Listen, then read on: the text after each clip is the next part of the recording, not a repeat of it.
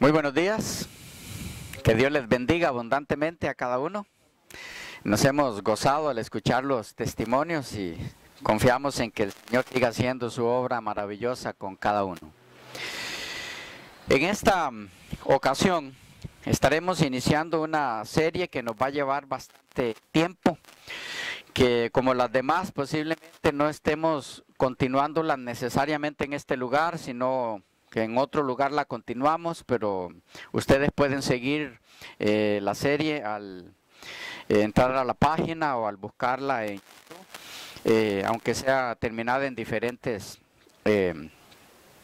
lugares. El tema en general o el título de la serie es Salvación en el Santuario.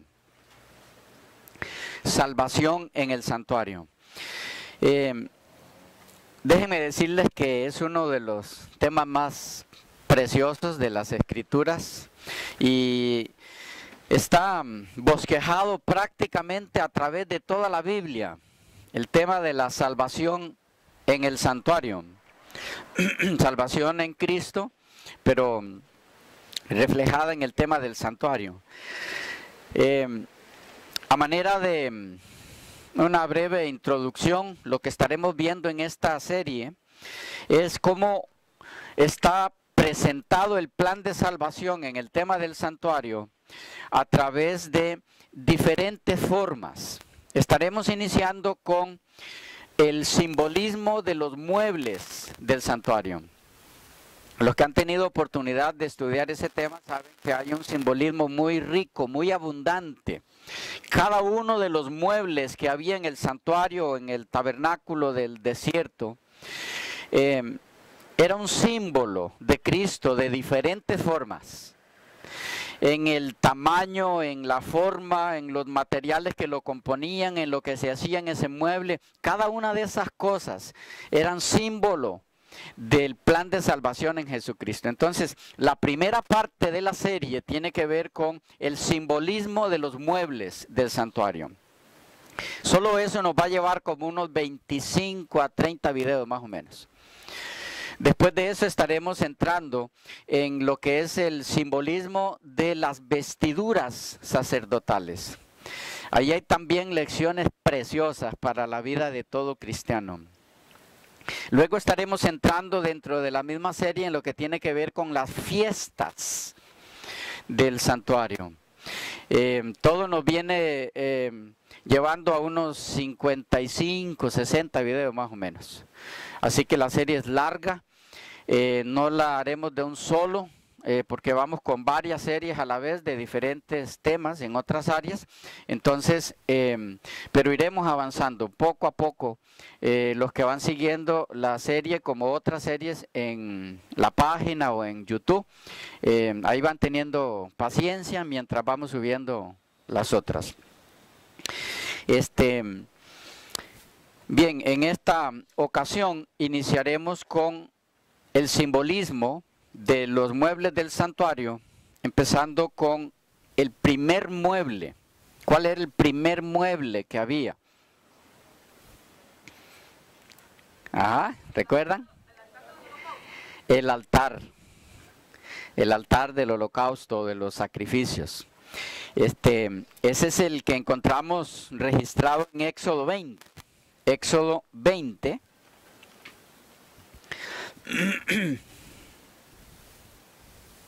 Um, 27, más bien, Éxodo 27. Los versículos del 1 al 8. Éxodo 27, versículos del 1 al 8. ¿Lo tienen? Dice: harás también un altar de madera de acacia de 5 codos de longitud y de 5 codos de anchura. Será cuadrado el altar y su altura de 3 codos. Y le harás cuernos en sus 4 esquinas. Los cuernos serán parte del mismo y lo cubrirás de bronce. Todo eso tiene su simbolismo precioso. que iremos viendo con el tiempo. Harás también sus calderos para recoger la ceniza, y sus paletas, sus tazones, sus garfios y sus braseros. Harás todos sus utensilios de bronce. Y le harás un enrejado de bronce de obra de rejilla, y sobre la rejilla harás 4 anillos de bronce a sus 4 esquinas, y la pondrás dentro del cerco del altar abajo, y llegará la rejilla hasta la mitad del altar. Todo eso tiene su simbolismo. La altura a la que estaba la rejilla en el altar, por dentro, un simbolismo precioso. Harás también varas para el altar, varas de madera de acacia, las cuales cubrirás de bronce. Y las varas se meterán por los anillos, y estarán aquellas varas a ambos lados del altar cuando sea llevado. Lo harás hueco de tablas, de la madera que te fue mostrado en el monte, así lo harás. Lo mismo encontramos con poquitas variantes en el capítulo 38 y versículos del 1 al 7.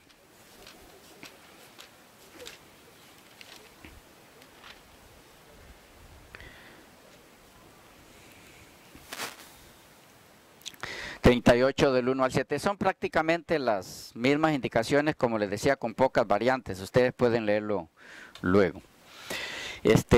Bien, tenemos allí el texto de donde estaremos extrayendo las áreas simbólicas o las partes simbólicas que representan el maravilloso plan de salvación en Cristo. Vamos a pedir al Señor nos dirija en este maravilloso estudio amplio que hoy apenas iniciaremos, a ver hasta cuánto nos da el día, hasta dónde podemos cubrir. Creo que podremos cubrir parte de lo que es el primer mueble, y avanzaremos luego con las demás secciones. Vamos a invitarles a inclinar sus rostros y cerrar sus ojos para orar. Nuestro Padre y Dios maravilloso, Señor, muchas gracias por la oportunidad que nos das hoy, en este tu día santo, de con toda libertad y con salud y con nuestra mente clara, disponernos para estudiar tu palabra. Pedimos que vengas con nosotros, que tu Espíritu pueda guiarnos para que lo que aprendamos de esta maravillosa serie del santuario, tu plan de redención reflejado en él, pueda ayudarnos a acercarnos más a ti, a conocerte más y de tu maravilloso plan de redención para cada uno y para todos los que lo deseen. Y entonces nos motive, Señor, a entrar en ese plan de tal forma que cuando culmine podamos estar dentro del grupo de los que irán donde tú estás con Jesús para alabarte por ese maravilloso plan que realizaste para nosotros. Dirígenos, quedamos confiados en tus manos en el nombre de Jesús. Amén. Amén. Bien, vamos entonces con el altar de sacrificio o de sacrificios.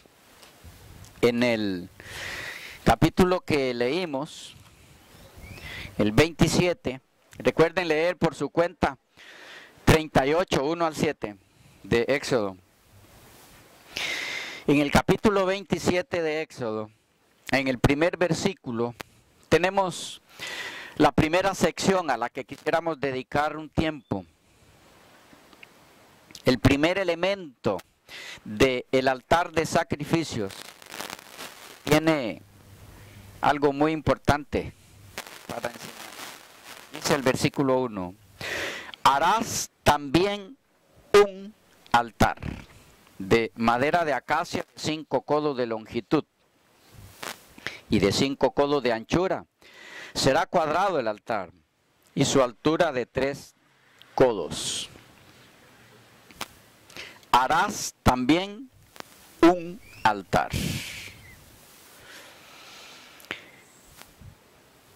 Aquí tenemos el primer punto a tomar en cuenta en el simbolismo del altar. Solo era un altar. Y alguien dirá, bueno, igual solo era una fuente, solo era un candelabro, solo era una mesa, solo era un altar del incienso, etc.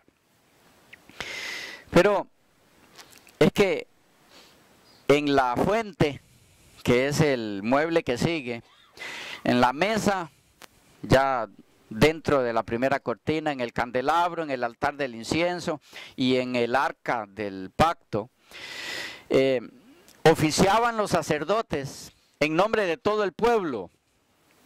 Era normal que fuera solo un mueble. Pero el altar de sacrificios era para hacer muchos sacrificios. Durante todo el día. ¿Ok? Además del sacrificio que se hacía en la mañana y en la tarde. Había muchos más sacrificios. Pero lo que llama la atención de este punto es que era un solo altar. ¿Por qué no muchos altares? Así podían oficiar muchos sacerdotes, porque eran muchas las personas que tenían que venir para ofrecer sacrificios también. El texto dice, harás también un altar. Solo era un altar. Esto es así, hermanos y amigos queridos, debido a que el altar, simboliza o representa que solo hay un método de salvación. El altar es el primer mueble. Lo que se hacía allí era lo que daba lugar a que todo el sistema ceremonial del tabernáculo, del santuario terrenal, pudiera llevarse a cabo. Esa era la entrada al sistema del plan de salvación representado en el santuario. Y entonces lo que simbolizaba un solo altar es que solo hay un método de salvación. El altar era lo primero que el pecador se encontraba en su regreso hacia Dios, en su reconciliación con Él, con Dios. Dios así lo dispuso porque tenía mucho interés en que el hombre entendiera que no existe ninguna otra forma de reconciliación entre el pecador y Dios, a no ser la dispuesta por Dios mismo. Esa es la única forma, representada en este caso en el altar de sacrificios, que simbolizaba a Cristo, como iremos viendo, en múltiples formas. Para poner de entrada y en pocas palabras la razón por la cual Dios mandó construir un solo altar de sacrificios, y no dos, ni tres, ni mucho menos más que eso, aun cuando la cantidad de sacrificios había de ser muy abundante, es porque Dios quería que quedara completamente claro en la mente de sus hijos y de todo ser humano que solo hay un medio de salvación, y ese medio establecido por Dios es una persona y se llama Jesucristo. Desde esta perspectiva es de mucha importancia recalcar entonces que la primera lección del simbolismo del altar de sacrificios es que el plan de redención no admite ninguna otra forma de ejecución, ningún otro método, ningún otro tipo de mediación, ningún otro camino de regreso a Dios por parte del pecador, ningún otro fundamento en ese plan de reconciliación que no sea el establecido por Dios mismo. Es por esa razón que en una casi interminable lista de textos, los escritos tanto del Antiguo Testamento como del Nuevo insisten vez tras vez y de una y de otra forma, con diferentes términos, en variados contextos, que la salvación pertenece a Yahweh, que de Él proviene, que en Él se origina, que es Él quien la ideó, que solo Él la puede llevar a cabo, que toda la gloria en los resultados de esta, la salvación, es solo para Él. Y que no hay hilo de obra humana en ese plan que es en sí la gracia de Dios. Su amor, su misericordia insondable, ofrecida gratuitamente a todo pecador que la quiera. La Biblia toda proclama que la salvación pertenece a Yahweh. Es de Él, solo Él la puede dar. Algunos ejemplos entre muchos de términos, figuras, acontecimientos, etcétera, enfocados desde una muy variada plataforma de conceptos y contextos que insisten en esta enseñanza. ¿Cuál? La salvación es exclusiva de Yahweh. Es de Él. Recuerden, el punto que vamos a analizar ahora es una parte, o lo que vamos a ver es una parte de la, les decía, casi interminable lista de textos, donde se nos presenta que la salvación es de Yahweh, o de Jehová. No hay otra fuente, no hay otro medio, solo existe una forma de salvarse, y es la que Él estipuló. Es por eso que solo había un altar. Vamos a entrar entonces a ver esta perspectiva de la salvación, su característica única. A través de diferentes textos en la Biblia, vamos a usar mucho la Biblia en esta sección, así que esperamos que todos la hayan traído y que no se cansen porque vamos a leer bastantes textos. Vamos a empezar con algunos textos del Pentateuco, de los primeros 5 libros de la Biblia. Génesis 49, versículo 18. Génesis 49, 18.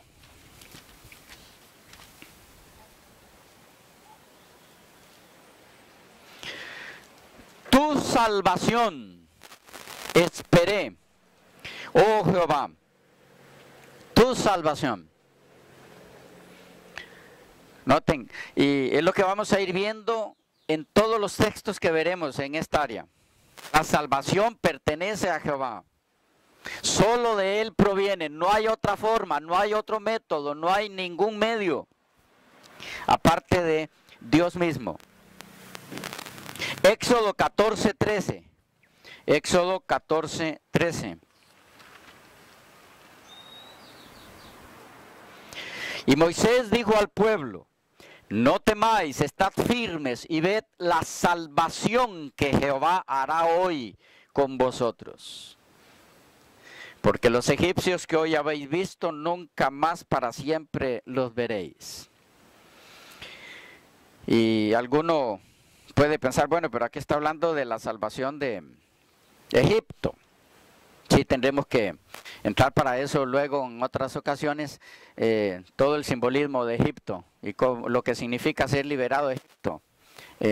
Aquí está el plan de la salvación.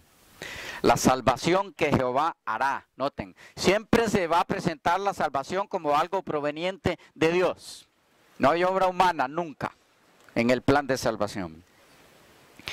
En el 15.2, ustedes pueden ir anotando porque de aquí en adelante yo no voy a leer todo el texto, sino la parte que tiene que ver con lo que estamos analizando. Y ustedes pueden leer luego el texto completo, porque si no nos tocaría leer demasiado, porque son muchos textos. En el 15:2 leemos, Jehová ha sido mi salvación. Jehová ha sido mi salvación. En Deuteronomio 32:15, estoy saltando muchos textos. Deuteronomio 32:15. Jehová es la roca de la salvación. Jehová es la roca de la salvación. En los libros históricos, Primera Samuel 2:1. Primera de Samuel 2:1. Me alegraré en tu salvación. Noten siempre el énfasis. Tu salvación. Detengámonos ahí un momento porque vamos a ver eso en muchos textos. ¿Qué quiere decir? Tu salvación. ¿Qué entienden? Que es de Él. Tu salvación. Que de Él proviene. No hacemos nada nosotros.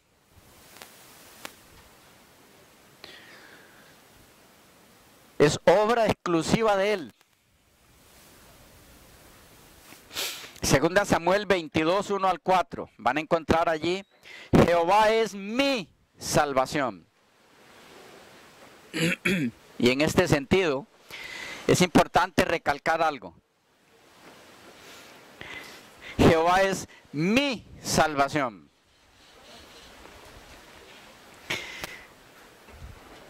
La salvación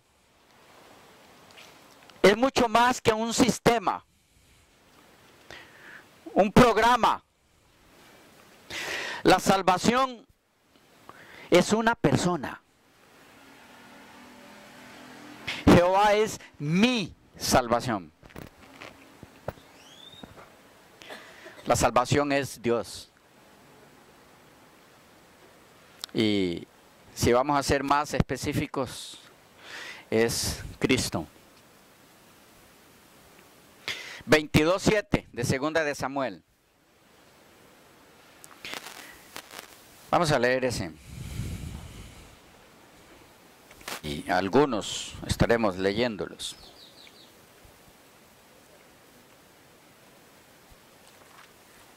Segunda de Samuel 22:7. En mi angustia invoqué a Jehová y clamé a mi Dios. Él oyó mi voz desde su templo y mi clamor llegó a sus oídos. ¿Qué tenemos ahí?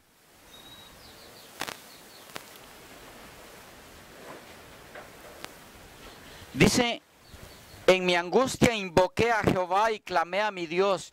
Él oyó mi voz desde su templo y mi clamor llegó a sus oídos. ¿Ah?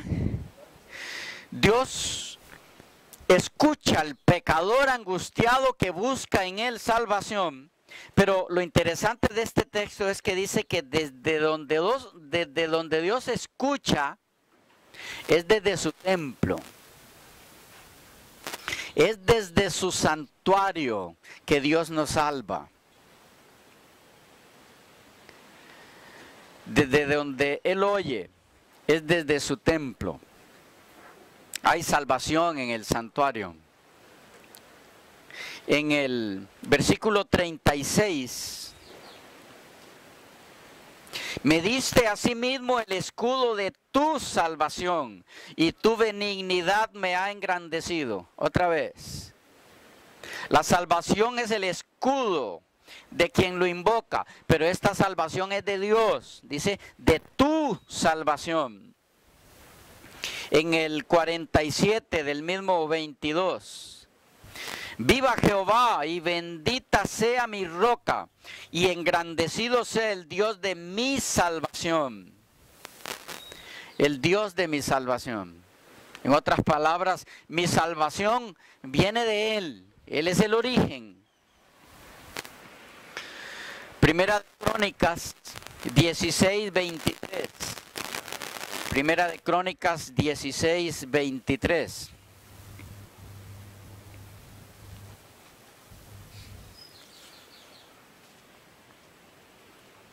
Cantad a Jehová toda la tierra, proclamad de día en día su salvación. ¿Notan la insistencia? Su salvación. O sea, la salvación nuestra. Pero quien la provee, quien la realiza, quien la ejecuta, es Él. La salvación es de Él. Es un plan de Él. El versículo 23 leímos, ¿verdad? 35. Y decid, sálvanos, oh Dios, salvación nuestra.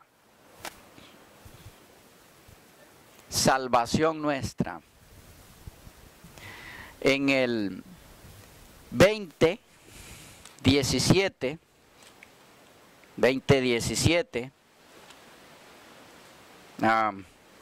de Segunda de Crónicas.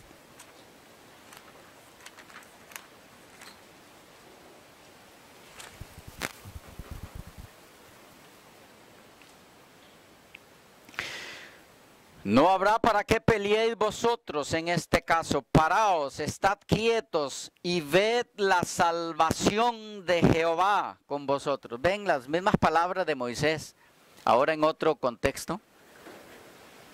Ved la salvación de Jehová con vosotros.